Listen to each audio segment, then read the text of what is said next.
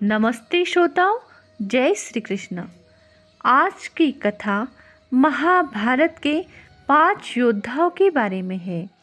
अर्जुन, नकुल, सहदेव, भीम और युधिष्ठिर के बारे में।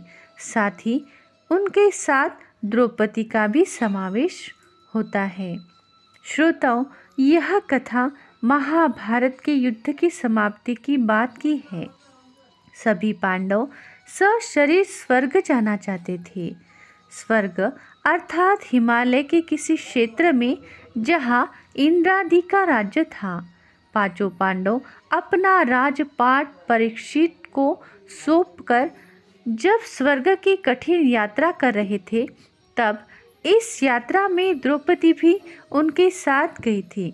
सभी चाहते थे कि हम सशरीर स्वर्ग पहुँचे, परंतु रास्ते में कुछ ऐसा घटा कि एक एक करके पांडव नीचे गिरकर उनको मृत्यु प्राप्त हो गई। पर स्वर्ग के रास्ते में पांचों पांडवों में से कब कौन किस पाप के कारण नीचे गिरा, यह जानने के लिए यह कथा अंत तक जरूर सुनिए। श्रोताओ, कथा को शुरू करते हैं। यात्रा के दौरान जब पांडव बद्रीनाथ पहुँचे और वहाँ से आगे बढ़े तो सरस्वती नदी के उगम स्थल पर नदी को पार करना था। द्रौपदी के लिए यह कार्य कष्टकर हो गया था। ऐसे समय में भीम ने एक बड़ा सा चट्टान उठाकर नदी के बीच में डाल दिया। द्रौपदी ने इस चट्टान पर चलकर सरस्वती नदी को पार किया था।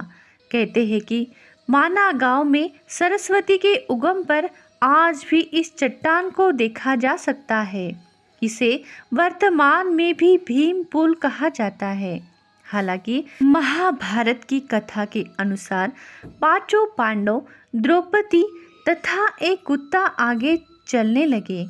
एक जगह द्रौपदी लड़खड़ाकर गिर पड़ी।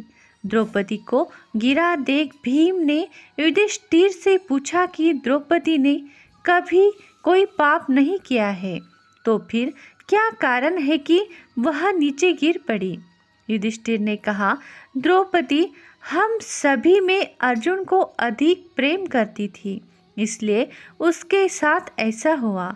ऐसा कहकर युधिष्ठिर द्रौपदी को उसके हालत में देखे बिना ही आगे बढ़ गए। जनश्रुति के अनुसार स्वर्ग यात्रा के दौरान द्रौपदी भीम का सहारा लेकर चलने लगी, लेकिन द्रौपदी भी ज़्यादा दूर नहीं चल पाई और वह गिरने लगी। ऐसे समय में भीम ने द्रौपदी को संभाला। उस समय द्रौपदी ने कहा, सभी भाइयों में भीम ने ही मुझे सबसे ज़्यादा प्यार किया है और मैं अगले जन्म में फिर से भीम की पत्नी बनना चाहूँगी। 6 में से एक द्रौपदी तो गिर पड़ी, पर थोड़ी देर बाद सहदेव भी गिर पड़े। तब भीम ने पूछा, सहदेव क्यों गिरा? तब युधिष्ठिर ने कहा कि सहदेव किसी को अपने जैसा विद्वान नहीं समझता था, इसी दोष के कारण उसे गिरना पड़ा। कुछ देर बाद नकुल भी गिर पड़े। भीम के पूछने पर युधिष्ठिर ने बताया कि नकुल को अपने रूप पर बहुत अभिमान था, इसलिए आज इसकी यह गति हुई है। थोड़ी देर बाद अर्जुन भी गिर पड़े। युधिष्ठिर ने भीम से कहा कि अर्जुन को अपने पराक्रम पर अभिमान था। अर्जुन ने कहा था कि मैं एक ही दिन में शत्रुओं का नाश कर दूंगा, लेकिन ऐसा कर नहीं पाए।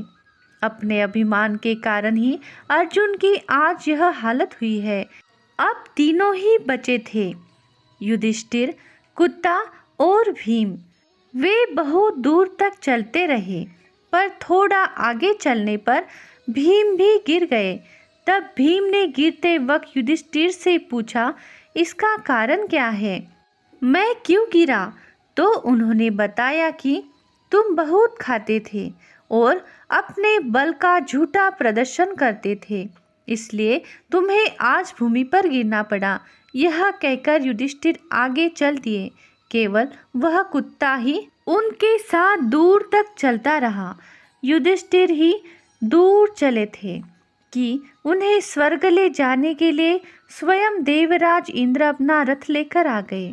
तब युधिष्ठिर ने इंद्र से कहा, मेरे भाई और द्रौपदी मार्ग में गिर पड़े हैं, वे भी हमारे साथ चले, ऐसी व्यवस्था कीजिए। तब इंद्र ने कहा कि वे सभी शरीर त्याग कर पहले ही स्वर्ग पहुंच चुके हैं, लेकिन आप सशरीर स्वर्ग में जाएंगे। इंद्र की बात सुनकर युधिष्ठिर ने कहा कि यह कुत्ता भी मेरे साथ जाएगा, लेकिन इंद्र ने ऐसा करने से मना कर दिया। काफी देर समझाने पर भी जब युधिष्ठिर बिना कुत्ते के स्वर्ग जाने के लिए नहीं माने, तो कुत्ते के रूप में यमराज अपने वास्तविक रूप में प्रकट हो गए। युधिष्ठिर को अपने धर्म के रास्ते में स्थित देखकर यमराज बहुत खुश हुए। इसके बाद इंद्र ने युधिष्ठिर को रथ में बैठाया और दोनों स्वर्ग की ओर निकल पड़े। तो पांचों भाई और द्रौपदी में से द्रौपदी, नकुल, सहदेव, भीम और अर्जुन, यह पांचों अपने कौन से पाप के कारण गिर पड़े। यह पांचों सशरीर लेकर स्वर्ग में नहीं जा सके, पर एकमेव युधिष्ठिर ही ऐसे थे कि वह सशरीर स्वर्ग जा पहुँचे। तो श्रोताओं, ऐसे ही अलग कहानी सुनने के लिए हमारे धन्वी वॉइस चैनल को लाइक करें, सब्सक्राइब करें, शेयर करें और बेल आइकन वाला बटन जरूर दबाएं। साथ ही साथ ऑल बटन पर जरूर क्लिक करें ताकि हर नोटिफिकेशन आप तक पहुंच पाए। श्रोताओं, कमेंट में जय श्री कृष्णा जरूर लिखें। कथा अंत तक सुनने के लिए आपका बहुत बहुत धन्यवाद। बोलो जय श्री कृष्ण, जय सिया राम।